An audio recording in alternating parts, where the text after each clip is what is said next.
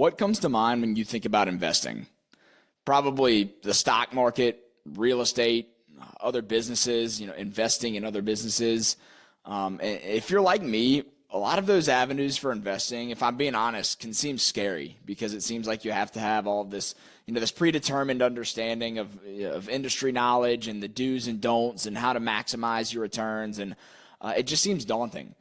But what if I told you this? What if I told you that there was an alternate path to investing that produces a higher rate of return and is safer than any of those methods of investing? What if I told you that? Now, I know what a lot of you are probably thinking right now. Who's this 26-year-old kid who thinks he's cracked the code to investing and has some sort of get-rich-quick promise? But that's not what I'm saying. What I am saying is this. I firmly believe that there is another method to investing that, if acted on with intentionality, can provide a higher rate of return and is the safest investment that you can make.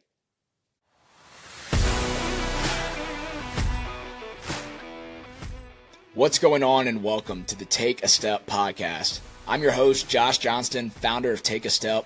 It's a community that's focused on bringing together like-minded individuals who are all purpose-driven towards taking action to maximize their God-given potential.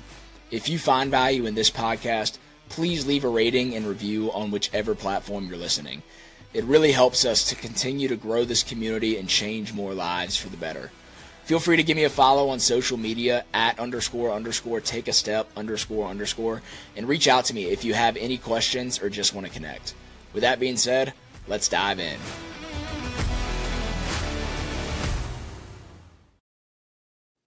All right, I'm not going to beat around the bush this whole episode and kind of drag it on until I talk about what I'm referring to as far as the best investment you can make.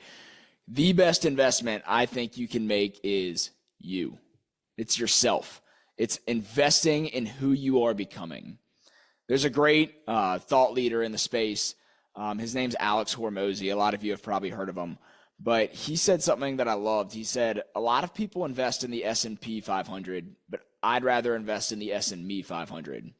Because, what he says throughout that is you'll always get higher returns on investing in yourself rather than any stock. It's all, not only will you get higher returns, but it's also the safest investment you can make. And I'll unpack that a little bit. I have two main points I'll hit on. First, I'll talk about ROI. So let's just say, for example, I have $1,000 that I want to invest. And rather than throw that into the stock market or throw that at some sort of real estate deal, let's just say I choose to invest that into myself. And by that, I mean learn some sort of new skill to build my skill set, invest that into some sort of education, some sort of coaching program or coaching course. But what I'll take away from that $1,000 investment back into myself is I will raise the baseline for my potential forevermore. And then I can take what I've learned and continue to invest that and kind of diversify what I'm feeding into myself so that I'm continuing to raise my baseline in a ton of different areas to allow that to compound over time, rather than just throw that at some sort of real estate deal or into the stock market and kind of fall victim to whatever the market dictates. And this leads into my second point, which is it's the safest investment you can make. Nobody can take away the skills that you acquire and that you learn. But what the market can do is the market dictates whatever investments or wherever your money goes into the stock market, the market's going to dictate what that stock does. So you have complete control over the skill set you acquire, the education you have, and just what you learn to build yourself into who you are becoming. So my two main points are self-development is both the safest and most lucrative investment that you can possibly make. Listen to this section from an article written by, I believe it's pronounced Mirko Thum, but he said this: improving yourself proactively, working on your awareness, improving your skills and knowledge about how you can get to the edge of your potential, all of that's an investment into the greatest asset you'll ever have, yourself.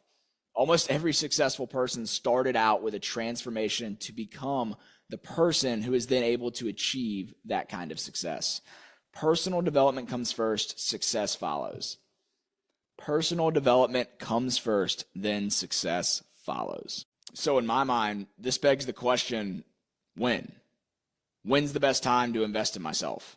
Is it ever too soon to invest in myself? Is it ever too late to invest in myself?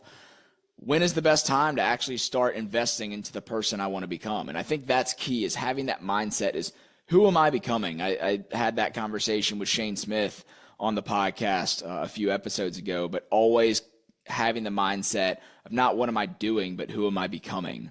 And what resources can I acquire, and what skill set can I gain, and who can I surround myself with? What kind of accountability systems can I put in play to become that person? And in my opinion, the best time to invest in yourself was yesterday, and the next best time is today. There's never a bad time to start investing in the resources, investing in the skill set, investing in the education, investing in the coaching, for example, to become the person that you want to be. But don't take my word for it. In this episode, we've got a little guest appearance from Britton Rellinger. And Britton is someone who is working through the Take a Step coaching program. He's a Take a Step coaching member, and Take a Step coaching is kind of what I've created to really start to pour back into building the foundation for young adults. You know how so many young adults struggle to find their identity and true direction in life? Well, Take a Step coaching equips young adults to discover their purpose and take action on building a firm foundation for the life they desire. And Britton's someone who has ambitious goals, and he's willing to make that investment into himself because he knows what can come of that investment now rather than later. So with that said, let's take it straight from Britton Rellinger. All right, we have got a Take a Step coaching member spotlight today, and we're talking with Britton Rellinger. Britton, what's going on, brother?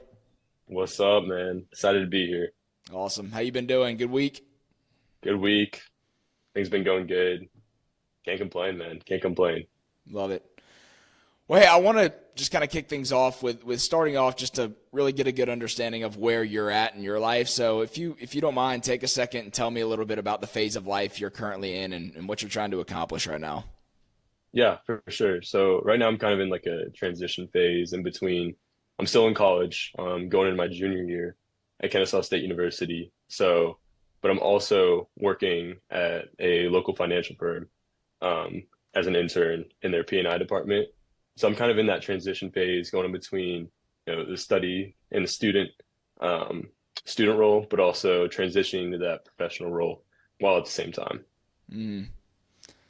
That's exciting. What kind of pressures or challenges come along with being in that phase where you're trying to navigate not only getting through school, but also, all the other goals you have and kind of the future you hope to get to one day, and obviously you've taken that step as far as being in that internship role. Tell me a little bit about kind of the pressures and challenges that you're seeing on a day-to-day.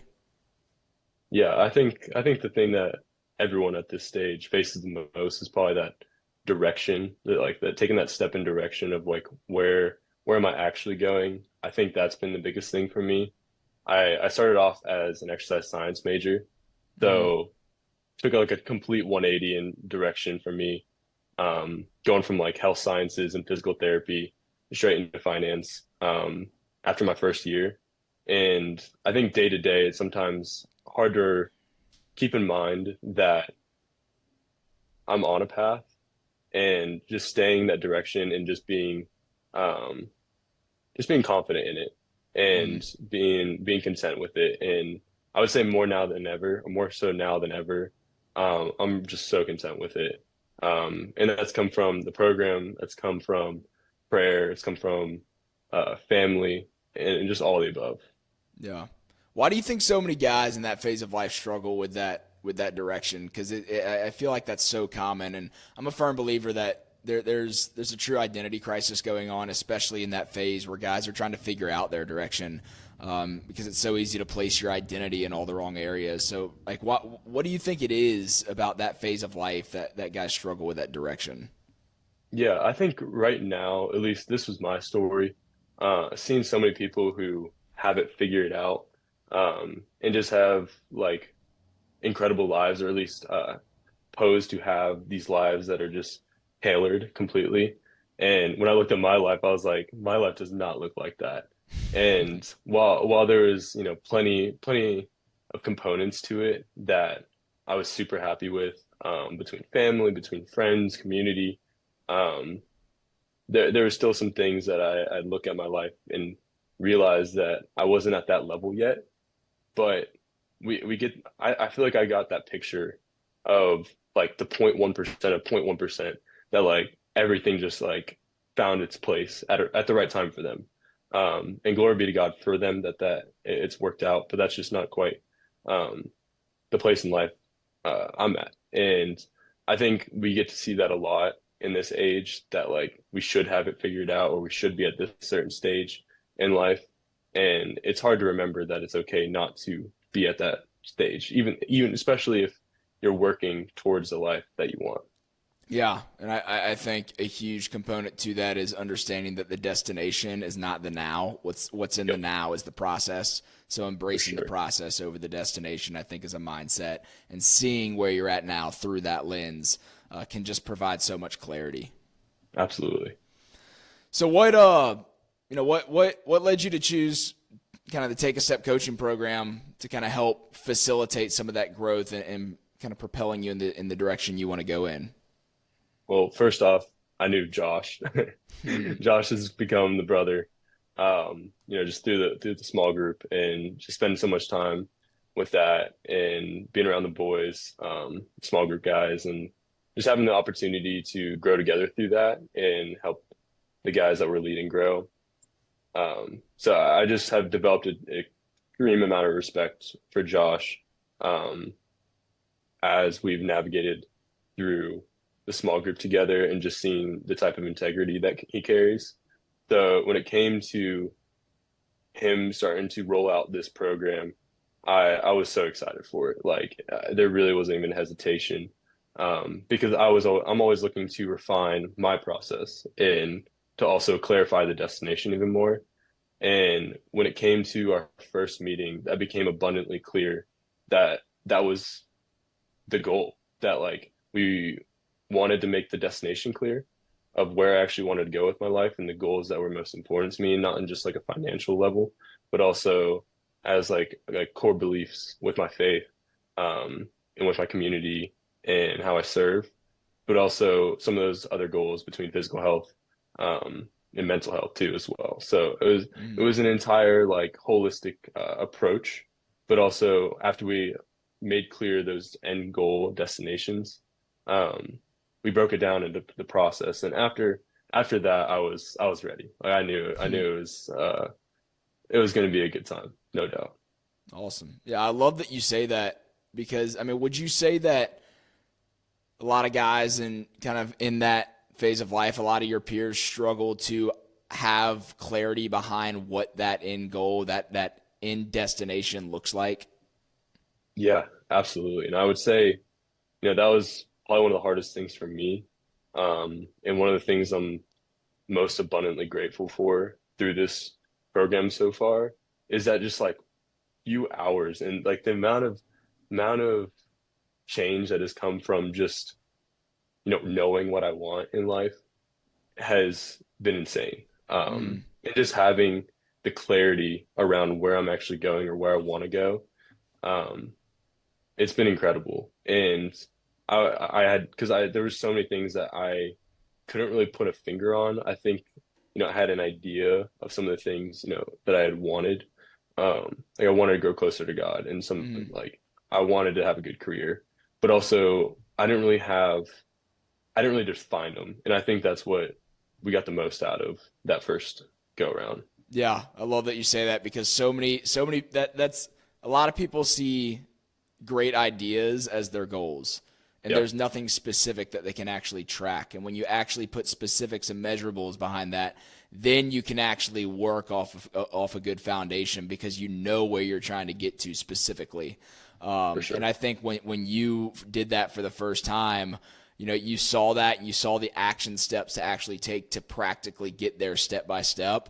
And it's been so cool to kind of see you dive in and really propel yourself in the direction you want to go in. So, what are some of what kind of results have you seen in the time that we've been working together? Yeah, I mean, I've seen a ton. I mean, first off, I realized how much more I was willing to push myself, because of the accountability that I now had through this program. And the first thing, I was going for one of the main goals is to really get my front squat numbers up because Hmm. I love front squat for whatever reason. It might be crazy, but here we are. But that was a big goal. So one of the first few weeks going into it, I hadn't pushed my numbers in a long time because after finishing up high school baseball, I still took lifting seriously, but I wasn't pushing it or challenging myself nearly as much as I was in the past. And I think it must have been like the second, third, or fourth week, somewhere around that time. And I was going for some heavy sets and I was just like, dang, I feel really good. And then I was like, but there's no way I can go past this. Like, I haven't gone past this in probably like a year or two. Like, it's still early in the morning. Like, I don't have a ton of calories in me. Yeah, I don't know if I should do this. But I was like, you know what? Like, why not just like challenge myself? Because I am feeling good, and there's a goal in mind that I'm going for, and why not get like a good grasp on where I'm actually at if I Hmm. push myself? And I ended up getting much closer to that goal than I thought I could, um, at like a really short point in the program, and much before the intended goal time, and that was super exciting. So saw some physical health improvements, but I think overall, and the overall like uh biggest thing that has come from this has to be the accountability component to it. I was thinking about it on the way back from work today, that I haven't really had any accountability that has held me to a level of excellence since high school. And having someone that's not just accountable to the point of like just do what you can do, or it's challenge yourself past the point you think you can. Mm. And having that like not only encouragement but also that like constant accountability behind me and or right next to me has definitely been something that has challenged me in my day-to-day walk, like in my quiet time, when the alarm goes off, or when I'm at work and I'm fighting through like the last few projects, or it's just across the board accountability. Yeah, and I love hearing that because not only is it do I want to be able to assist in that accountability component, but also through working through the program, you have the tools and systems and resources that you can hold yourself accountable and hold yourself to the For highest sure. standard because of what you've laid out, right? For sure. For sure. Yeah, because I get to look back on the past month, or look back on the past few months and see, this is the goal I had in mind, for the next 3 months or the next 6 months, and see where I'm at relative to those things that I told myself I was going to do, 6 months ago or 3 months ago. And you're right, it's like a self accountability that, works alongside the external accountability as well. Love it. Well, it's been so cool watching you kind of take on this role and really kind of take action and go all in with the program. And I think it's so apparent to see the results that are coming from it. One final question: so whether if it's take a step or something else, why would you recommend someone in your phase of life, some of your peers? Why do you think it's so necessary and important for them to invest in their own personal development? Geez, this is gonna be stereotypical, but I got to do it because I'm living the finance world right now. But it's just compounding, like it really is. That day to day, small step of taking a step, and those just small ways. Just I've seen them compound in ways I couldn't have imagined. Um, and the biggest component to compounding in anything, whether it be money or personal development, is time. And the earlier that process can begin, the better. Mm, And I see this, we've talked so much about how this point in life can be so pivotal, or can be so pivotal because of the direction that you can set yourself on. And it's just like when you set off to sea, like 1 degree at one point, and like taking off for sail can put you in a much different direction. It can be like miles and miles and miles just from like that slight discourse from the beginning. But I feel like that investment to figure out the course, and then also to implement the steps and take hold of the process can really be instrumental. That's so good, dude. I appreciate the level of investment that you've made in it, and I think I'm super excited to see where it leads you. So I appreciate you jumping on, and I'll talk to you in one of our next coaching sessions. Yeah, man, I'm excited for it. Let's go. Awesome. Talk to you soon, brother. Yes, sir. Before we wrap up this episode, there are a few main takeaways that I want to talk about from that conversation with Britton. Number one, investing in yourself is the furthest thing from a get-rich-quick tactic. You know, you hear Britton throughout that conversation talk about, you know, finding his direction and understanding how the small steps that he's taking right now can lead into that big vision and the clarity that he's built out for the life that he ultimately wants to live down the road. And he's satisfied and content with being intentional about allowing the little steps to fall into place now and being intentional behind those little steps to build that life that he ultimately desires. Number two, investing in yourself takes believing in yourself. Very rarely is someone going to throw a financial commitment into themselves if they don't believe that they can accomplish what it is that they want to accomplish. So step one is it's a mindset shift. It's understanding that you are capable. It's just, do you have the resources or the skills? And if not, then it's time to make an investment, because you can accomplish what it is that you want to accomplish if you have the right skills, the right knowledge, and the right people around you. So step two, or point number two, investing in yourself takes believing in yourself. And point three, investing in yourself provides a level of clarity and direction that's so hard to come by on your own. I mean, how many times do you kind of get stuck when having a conversation around, you know, what your purpose is or what your calling is? It's so hard to sit back and identify that on our own. So having some sort of framework or someone work with you through, or someone working with you through, you know, that mindset and doing that thought work on producing the clarity of understanding the actual life that you want to live, rather than just waking up and winging it day by day and hopefully, you know, one day you'll end up in this life that you know, have this idea about. But instead, why don't you have someone work with you, or have a framework that you can work through that will identify where you actually want to go and how you're going to get there? So point number three, it provides a level of clarity and direction that's so hard to come by on your own. I'll wrap up this episode very similar to how I finished the conversation with Britton. Whether it fits in Take a Step coaching or any other form of personal development out there, it is never a bad time to invest in yourself and the person you're becoming. Because number one, it's the highest ROI investment you will ever make, because it raises your baseline now and forevermore.